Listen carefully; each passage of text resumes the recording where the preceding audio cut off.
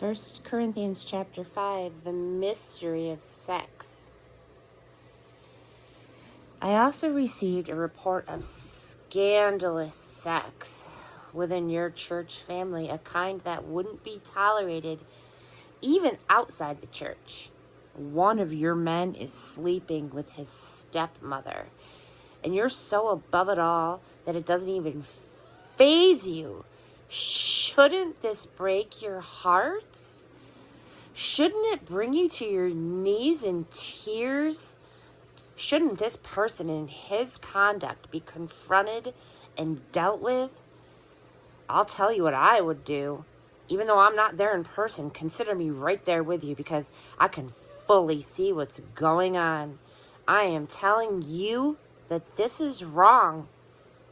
You must not simply look the other way and hope that it goes away on its own.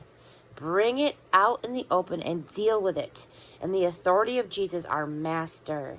Assemble the community. I'll be present in spirit with you, and our Master Jesus will be present in power. Hold this man's conduct up to public scrutiny. Let him defend it if he can. But if he can't, then out with him. It will be totally devastating to him, of course, and embarrassing to you, but better devastation and embarrassment than damnation. You want him on his feet and forgiven before the Master on the day of judgment. Your flip and callous arrogance in these things bothers me. You pass it off as a small thing, but it's anything but that. Yeast, too, is a, quote, small thing, but it works its way through a whole batch of bread dough pretty fast. So get rid of this yeast. Our true identity is flat and plain, not puffed up with the wrong kind of ingredient. The Messiah, our Passover lamb, has already been sacrificed for the Passover meal, and we are the unraised bread part of the feast. So let's live out our part in the feast, not as raised bread swollen with the yeast of evil, but as flat bread, simple, genuine, and unpretentious. I wrote you in my earlier letter that you shouldn't make yourselves at home among the sexually promiscuous.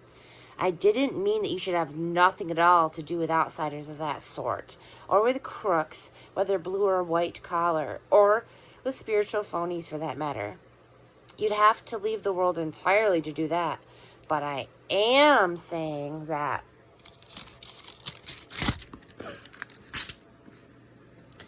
you shouldn't act as if everything is just fine when a friend who claims to be a Christian is promiscuous or crooked, is flip with God or rude to friends, gets drunk, or becomes greedy and predatory.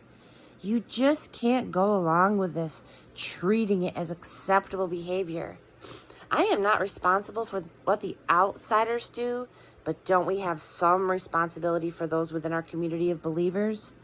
God decides on the outsiders, but we need to decide when our brothers and sisters are out of line and, if necessary, clean house.